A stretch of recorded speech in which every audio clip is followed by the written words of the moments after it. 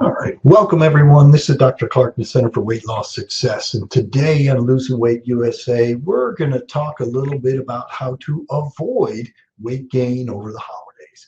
And yes, it's the holiday season. And yes, there are lots of reasons why we tend to gain weight over the holidays. And we're going to go through those and then kind of what can we do instead? How do we prevent this from going on? All right, welcome to Losing Weight USA, real-time answers to your weight loss questions, some of the latest updates and research, as well as a little bit of expert advice. Gives you direct access not only to me, but you should be receiving the health tips and recipes via the membership portal. And yes, get into the membership portal. We keep adding more things in there. Each webinar is going to last about 30 minutes or so. If you have questions, type them into the chat box as we go along. We'll get to them at the end. If you think of things once we're all done, just give us a yell here at the Center for Weight Loss Success. The email is success@cfwls.com. Phone number 757-873-1880. All right, so again, we are talking about how to avoid weight gain during the holiday season. All right, very good. We start out with a little bit of humor, some very mild humor, I'll say. Got two women standing at the gym. They're both talking about this, and one says, I tend to gain weight around the holidays, Thanksgiving, Christmas, National Mitten Day, Elvis Week, Millard Fillmore's birthday, etc., etc. And yes, it does seem that kind of way. There are endless holidays ongoing all the time. There's always one celebration after another. Certainly the holiday season, these 6 weeks between Thanksgiving and New Year's, it tends to be even worse. And subsequently then what we don't want to happen is to wake up on January 2nd and added a whole bunch of weight that now we've got to work hard at to finally get that off there. So bottom line is everybody tends to think about it. Everybody fears it. It's that holiday weight gain. Is it inevitable, or can we do something to avoid it? And we'd like to think, yes, we can. And part of it is kind of how do you make the best choices? Sometimes it does seem during the holiday season, and really whatever time of year that is, that we have a devil and an angel sitting on our shoulders, kind of telling us what we should and shouldn't do. And it's like, how do you then kind of make the best choices? Well, before we dive into this whole thing, we're going to go through what I'll call a few statistics. It's often stated that the average person gains about 3 to 5 pounds during the holidays. And when we say during the holidays, we're really talking from that Thanksgiving to New Year's type of time frame. But that 3 to 5 pounds that often is thought of there is actually not true. On average, the average American does gain about 1.1 pounds during the entire year. Unfortunately, there's also about 10% of the population that's going to gain greater than 5 pounds during the year. Now, this doesn't sound like that much during any one year, but over a number of years, this does add up significantly. Now, the real problem with when we say that, hey, 1.1 pounds is that about 80% of the weight gain from any given year does occur during those 6 weeks between Thanksgiving and New Year's. And so it is very common that weight is gained during this time frame. Maybe not quite as much as we often think it is, but there are certain individuals that, especially if they're very carbohydrate sensitive, they tend to gain weight very easily and can easily gain literally 10 to 15 pounds in that time frame. Relatively rare, but still it does happen. So why is that? Why is it harder during the holidays? Well, we can all think of most of the reasons right there, because we do tend to overeat. We do tend to eat the wrong things during the holiday seasons. And part of that is because there's lots of food-focused celebrations out there and ongoing, from literally maybe even Halloween on through that.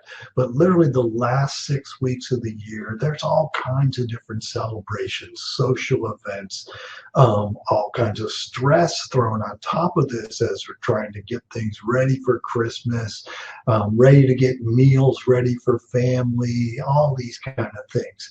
Just kind of mental and physical exhaustion. There's certainly lots of emotional eating, whether it be happy emotions, sad emotions, stress emotions. The cold weather throws into this. So we're looking for other warm drink, the warm coffee, and often we have added all kinds of different things to it. You can probably come up with all kinds of different reasons for this, but there's celebrations all the time during this time frames. And reality is we're all going to have our own kind of personal factors that are that tend to deal us a blow kind of every once in a while there.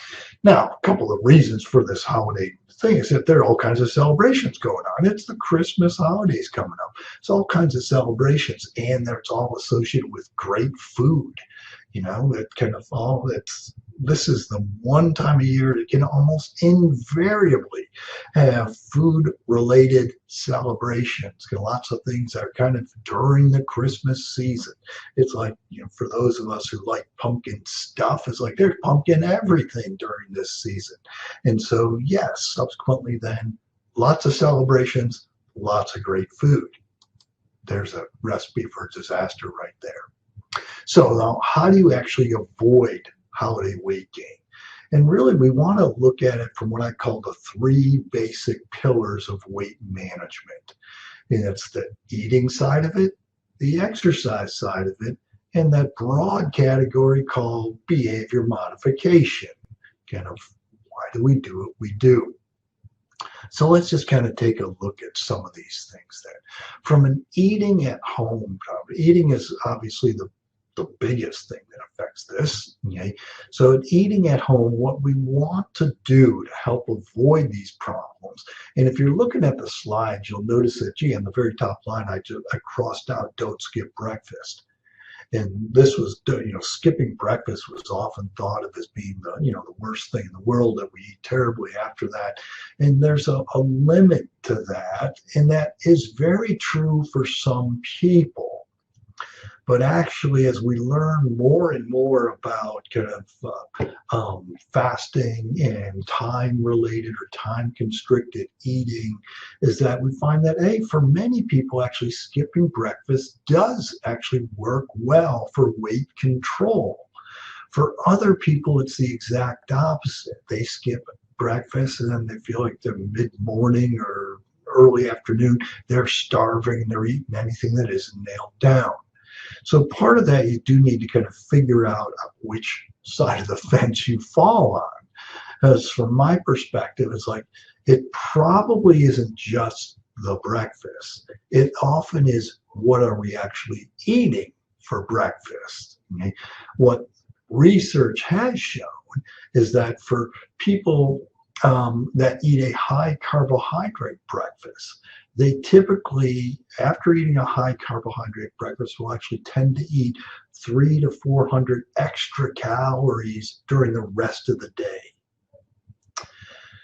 On the other hand, if you have a good protein start to your day, actually that research has actually shown we tend to eat less during the day. So some people do very well by skipping breakfast. Other people don't. And it's kind of something you do have to kind of figure out for yourself and figure out which, you know, how does it affect you the most. Now, another thing about kind of eating at home, other ways we can do it, is you want to recruit family and friends to help you. It's like, you know, if your family knows, hey, I'm really working on this weight stuff, I really want your help with this, try not to bring these things into the house. That can be very helpful. So if you can recruit family, close friends to help you, and then maybe they won't be showing up with, hey, I baked these extra cookies, would you like them? And have, you know, another thing to think about is having an off limits area for yourself. It's like if you know these things are going to show up in your house, in your pantry, in wherever you kind of keep these things, they're going to show up. People are going to bring them. Other people in the household, they're going to purchase them. There's going to be a. What I would encourage you to do is have an off limits area for yourself. It's like, okay, I'm going to put these things in a separate area, whether it be area of the pantry, area in the house where it's going to be off limits for me. And subsequently, it's kind of a mind game there that you have to be able to play with yourself. It's like, look, anything that's in there, I'm not going to eat. It's not for me. I'm not going to eat it. If you can do that, it can be very helpful. Next thing is that from yourself, it's like, don't purchase or make things that tempt you the most. It's like if you know that, yep, I'm gonna have to go to all these parties, I'm gonna have to bring things with me, things like that. It's like, okay, if I know that, gee, the thing I like the most is pumpkin bread, then like, okay, don't make a lot of pumpkin bread. It's like, don't purchase, don't make those things that tempt you the most. Get things that you don't care as much. So yes, you can have these things in the house, but they don't tend to call your name out continuously during the day or evening or whatever. And then finally, kind of utilize what I refer to as the catch and release program. Is that if someone is they're bringing you things, bringing you food items, and then we don't want to just gracious or ingraciously say, hey, I don't want that. Don't bring it into my house. Like, accept it, even try a little bit, then give it away. Okay, after they left, give it away. Whether it be give it to the kids, take back to school with them, give it to the neighbors, give it to, share this stuff with other people so that, yes, I'm accepting it. I'm going to be gracious, may even try some, but now I'm going to wrap it up, going to give it away, put it in place that is no longer on limits for you. It's going to be off limits somewhere. All right, so what do we do then if we go to parties and functions, which there are parties and functions throughout the entire season, right? So what does one do with that? All right, make yourself some rules. Okay, the first rule is that don't go hungry. Okay, have a healthy snack, healthy something before you go. If you go to this party starving, very likely you're going to eat a bunch of things that you wouldn't normally eat, and you may find yourself later that evening or the next day, gee, I feel terrible. Okay. The other thing is bring healthy choices with you. It's kind of, here's my contribution. Somebody needs to bring the salad. Somebody needs to bring the vegetable tray. It's like, okay, I can do that. Okay. Really push the water, okay? Really to push the water, carry the water drink in your hand, and actually carry the water drink in your dominant hand. Most people, if we're eating, typically will pick with our dominant, we hold our plate or something with our non-dominant hand and actually eat with your dominant hand. If you have your water drink, low calorie drink in your dominant hand, you're actually less likely to eat things. Okay? It's play these little mind games with yourself. They can be very helpful. Okay? But really just pushing the water helps avoid the alcohol, but also the extra calorie foods. Okay? You also want to use small plate, small utensils. I don't know if you recall the propinquity discussion I had. It's one of my favorite words, and I have a whole webinar on that word. Is the propinquity is that we actually do, when we use larger plates, larger utensils, we tend to eat more. That's true with drinking more too. If there's a larger glass, we will eat and drink more through larger utensils. You do want to watch the alcohol, and especially any type of high calorie drinks, the eggnog, the kind of those things that tend to come into the holiday season there.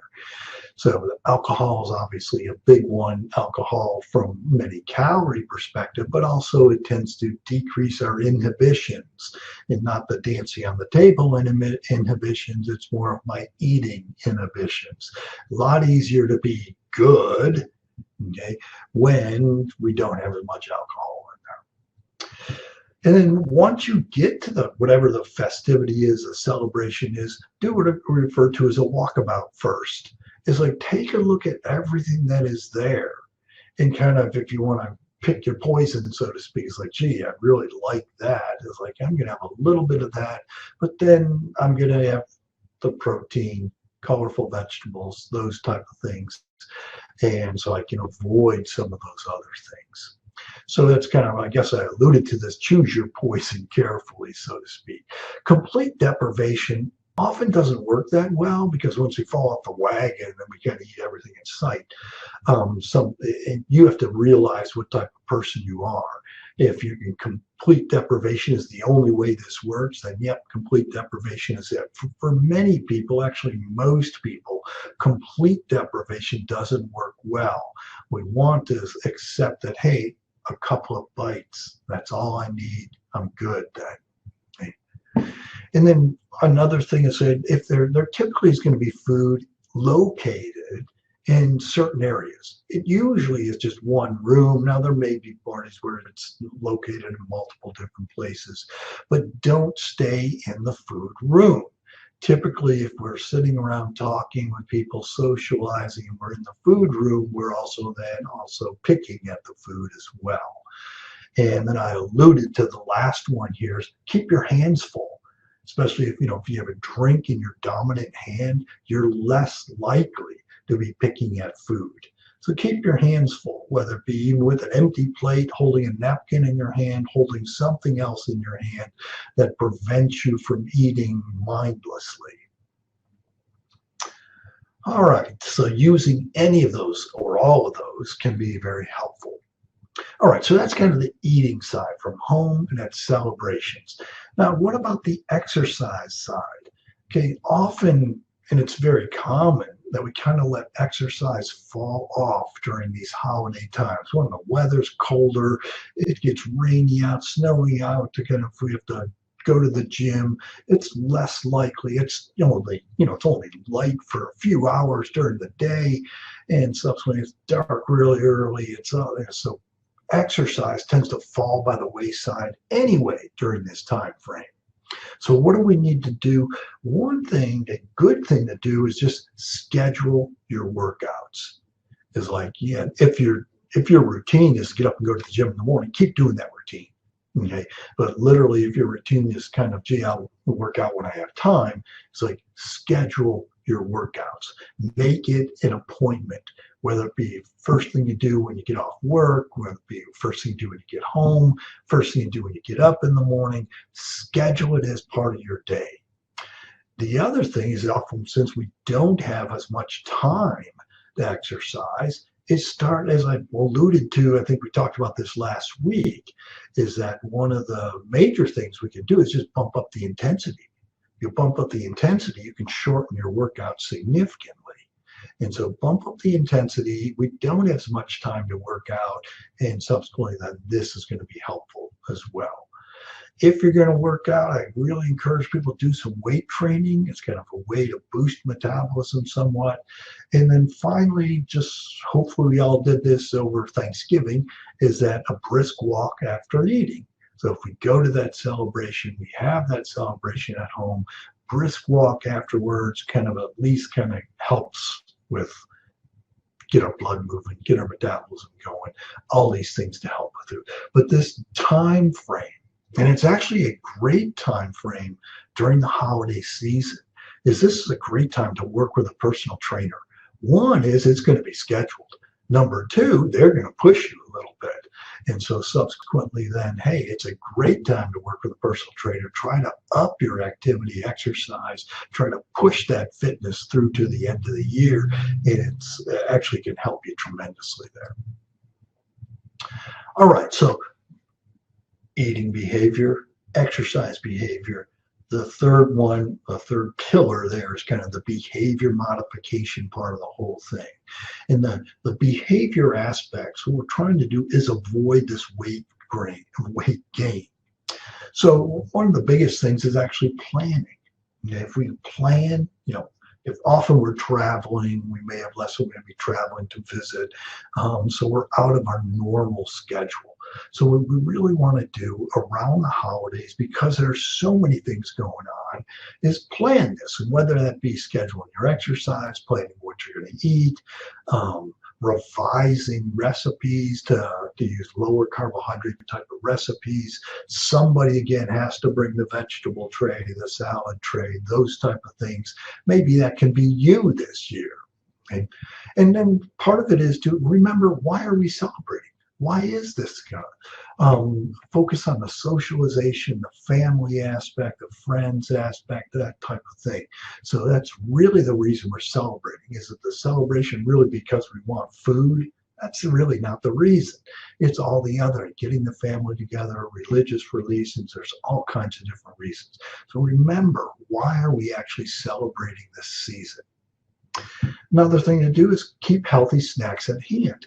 So if we know we're going to stray, very likely we're going to stray. So very likely if we can keep these healthy things in place where we can easily reach them, it makes it a lot easier than, gee, if I only have poor choices in front of me, we're going to make a poor choice. Now, on the other hand, hey, we do have some good healthy choices over here. It's less likely that I'll only make poor choices. So keep those healthy snacks in hand.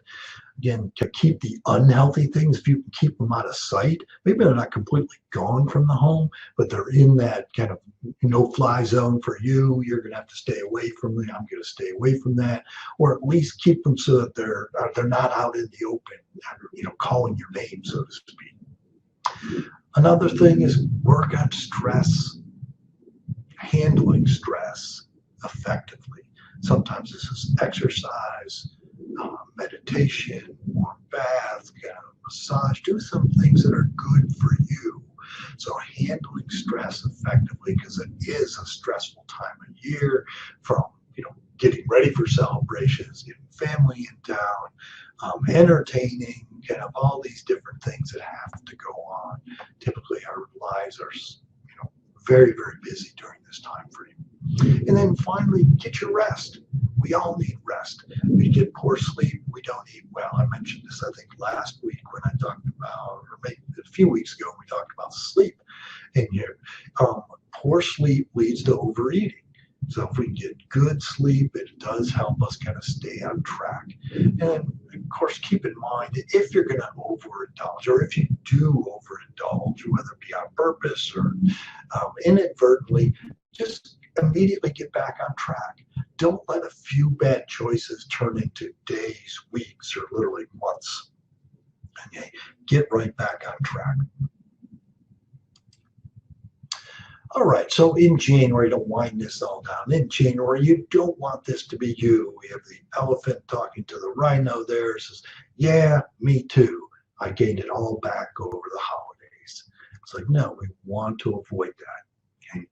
So in summary, then, holiday weight gain is not actually inevitable. So it's not inevitable. Plan ahead. Socialize. Remember the reason for the season. Socialize with friends, family, co-workers. Watch the alcohol. Bump up the exercise. When we stray, get right back on track. And yes, it is that important. All right. Don't see questions sitting out there. But if you have questions, don't hesitate. Pick up the phone, walk in the door, send us an email, text, whatever. So stop by the Center for Weight Loss Success, check your body comp, log into the membership portal. You should be receiving the weight loss tips as well as weekly recipes. Tune in each Tuesday, 12:15 for the next webinar. Watch your email for the invite and link. And remember, it's your life. Make it a healthy one. Have a good day, everyone. Take care.